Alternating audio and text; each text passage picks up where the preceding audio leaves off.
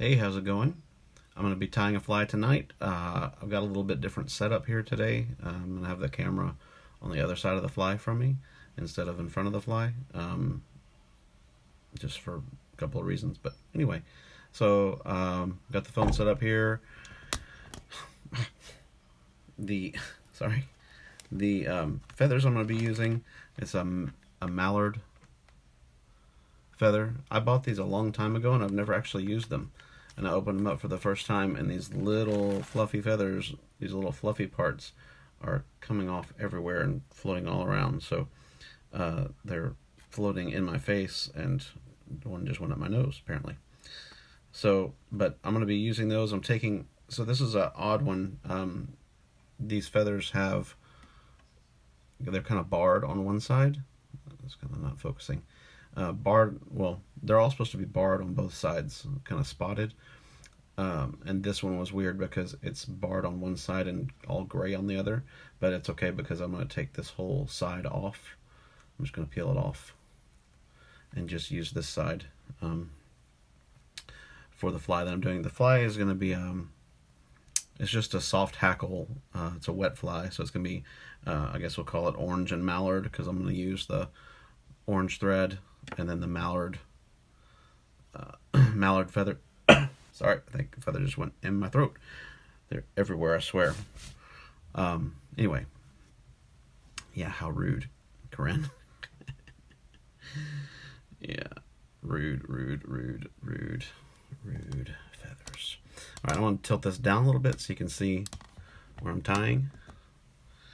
Okay. Hello, Christy Forehand Fowler. Haven't seen you in a long time. Since high school. Alright. So I'm just going to take my orange thread. This is a Unithread fire orange color. I don't know if you can see that. This is a really bright, there we go. Really bright light that I'm using.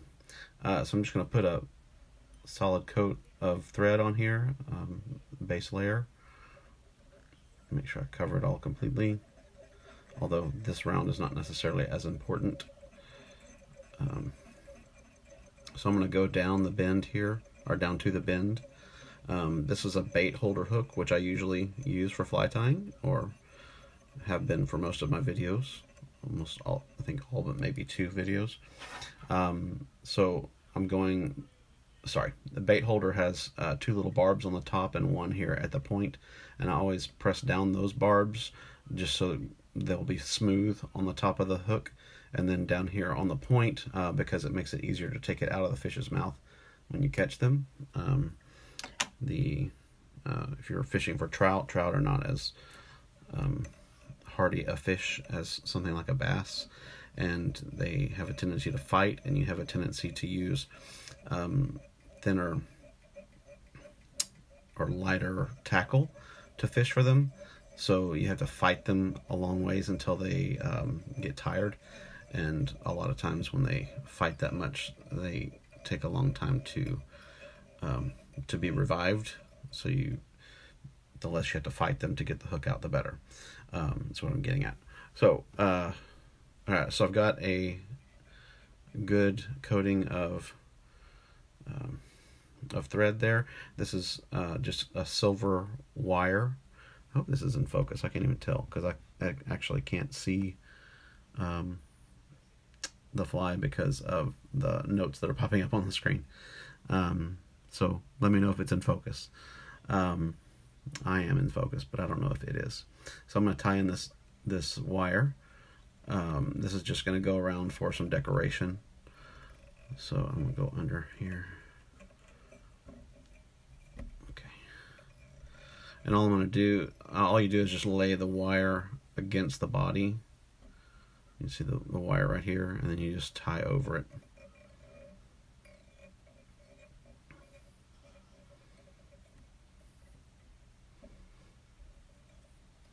I probably could have done without leaving that much on there, but it doesn't really matter. I say it doesn't matter until I go out and try to fish with it, and the fish are like, I don't like that hook, which happens. Sometimes you can tie a fly in one color and fish with it and they don't touch it, then you take out the same fly in a different color and they tear it up. So you never know with trout. They're also not like bass. Bass, you can kind of agitate them. You can kind of agitate a bass and get them to strike. Trout are kind of like cats. If they don't want to do it, they just don't do it. So I've never made that analogy, but it's true. Yes, they are fickle creatures. Ren, hey Jeremy. My cousin's watching from Texas. Woohoo! Alright, so I'm going to take the wire and just wrap it around. I'm going to make these turns so that they're evenly spaced all the way up. It'll give it a segmented look. Evenly spaced. This is a very kind of understated wire compared to this orange, but I have a feeling in the water it would pop a little more and just gives a little bit of sparkle, and like I said, a little bit of segmentation. Okay, so I get right there. I'm going to wrap around, tie this off, and all you do is you stop and then you cross the thread and give it a few turns, and then it ties it down. And then this wire's thin enough that you can just twist it like this and it breaks off. So, and then you have the rest of it for the next time around. I think I want to do a little, this is an ostrich hurl, that's what it's called, ostrich hurl. You can actually use these for insect legs, the way that they curl off when you peel them. You can tie that on to certain flies for insect legs, but that's not what I'm using this for. In fact, I'm going to snip that part off. I'm going to tie this in right here. A couple of turns. I'm just going to take this and wrap it around 3 or 4 times just to get a little fuzzy spot there. Tie that off. Snip that. Save the rest of that for later. And now for the mallard feather. And also I'm going to tie this on. Now, this one's not quite as speckly as would be typically good for this, but it'll be fine for this fly. I'm just doing it for demonstration purposes. But I'm just going to take this and too much junk on the end of that hook. And then I'm going to lay it next to where I have that other stuff tied in. I don't know if you can hear that background noise. I started The Princess Bride and it's playing in the other room. And this is the part where they torture him. So it's like sucking however many years of life away from his body. Okay, and I'm just going to take this, use my hackle plier. I think I might undo that and tie it in a little further down. This is a pretty thick portion of the feather. I'm not liking the way it's bending, I can tell. Come on. Man, I put a lot of turns on there. Meredith Weatherstone. Haven't seen you in a long time either. Oh, where'd it go? It dropped in my trash bin. Okay, I'm going to take this back a little bit so it's in the thinner portion of the feather. It's on this part. Normally when you do a dry fly, which is a fly that sits on top of the water and doesn't get wet, that's why it's called dry. You don't need, when you're doing a dry fly, you can tie on a feather and wrap it several times, and that's one of the things that keeps it from getting wet. It keeps it from sinking. I have not been fishing lately, Corinne. I need to. But on a wet fly, you only need enough to make it look webby, like just a few bits of feather sticking off to give it the look that you're looking for. So I just tie this on and basically get one good turn out of it.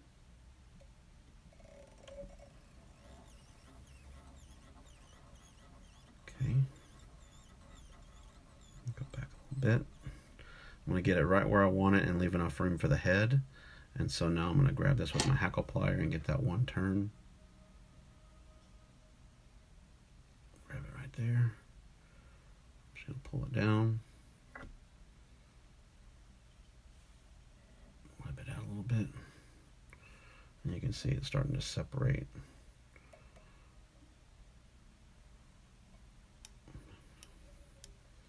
And this is a little bit of a long one, so it may not quite look right. But it'll look buggy for sure. Okay, 1, 2, 3 turns.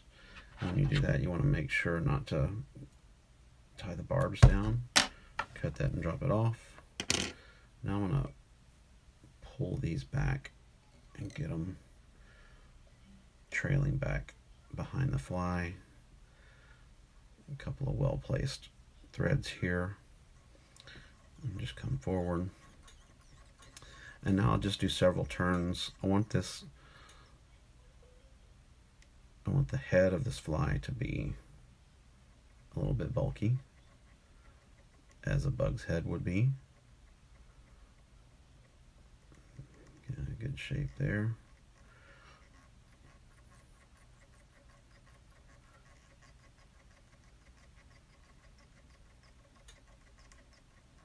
There, that's better. Okay, now I'll do a half hitch.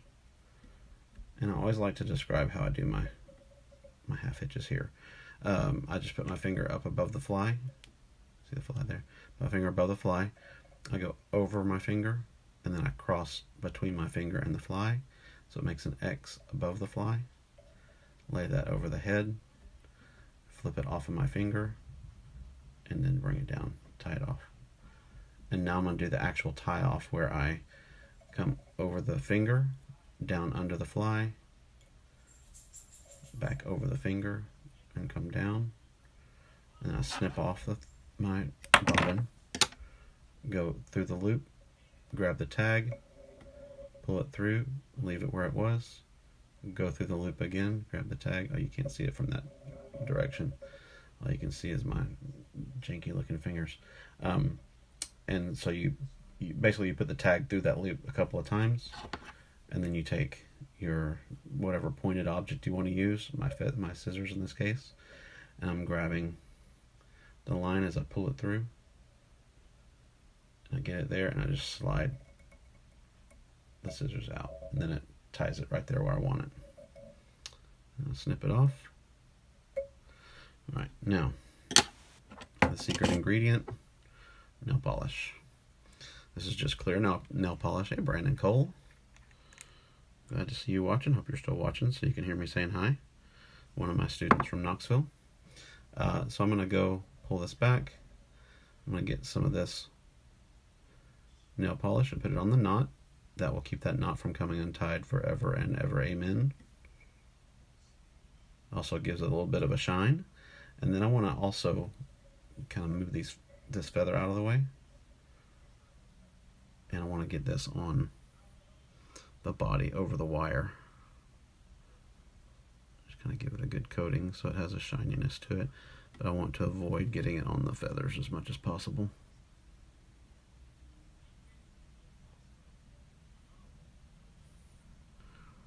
Just like that.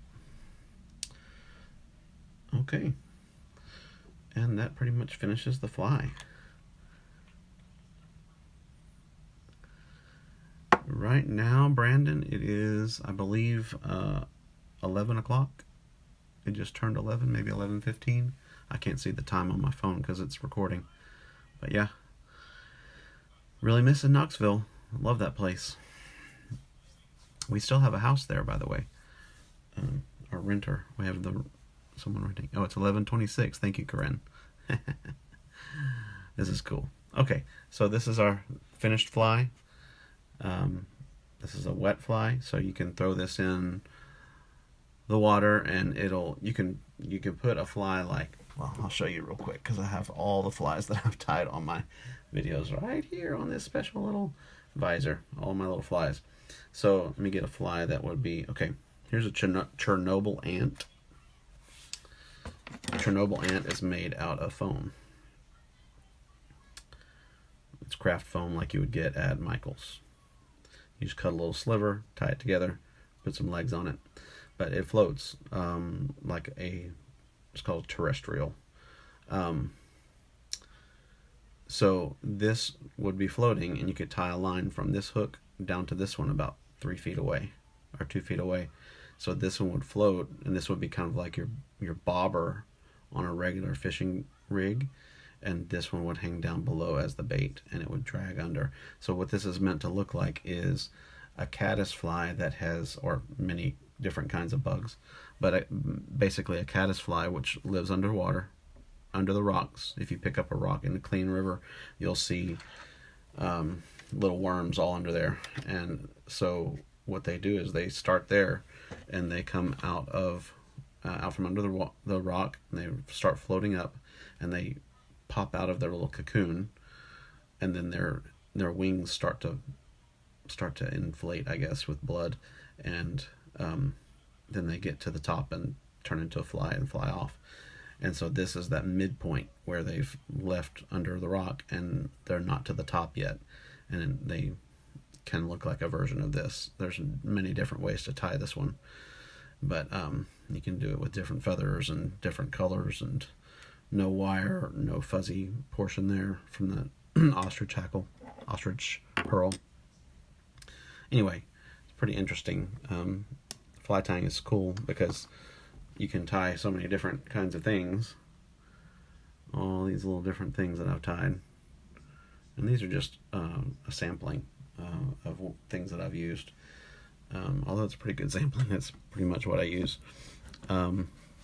And fish eat all that. And you can just do variances on those to make them be something that matches the hackle, the hatch. Hackle, hatch. So anyway, so that's the fly. I hope you enjoyed it. Those of you that stuck around and watched, those of you that commented, thank you. I do have a YouTube channel with my videos. Basically, I do what I just did, and then I record it and save it, and I put it on YouTube, renamed and all that stuff. I don't make any money on them. I just do it for fun. But if you want to see some other videos like this, I've got about, I think this is like number 31 maybe. So several flies, but go on there and check it out. Quiet Man 28 is the name. Duke wants me to come out. He's ready for me not to be in this room. Anyway, good to see some familiar faces, some faces I haven't seen in a while, and some that I see every Sunday. So have a good night, and thanks for watching.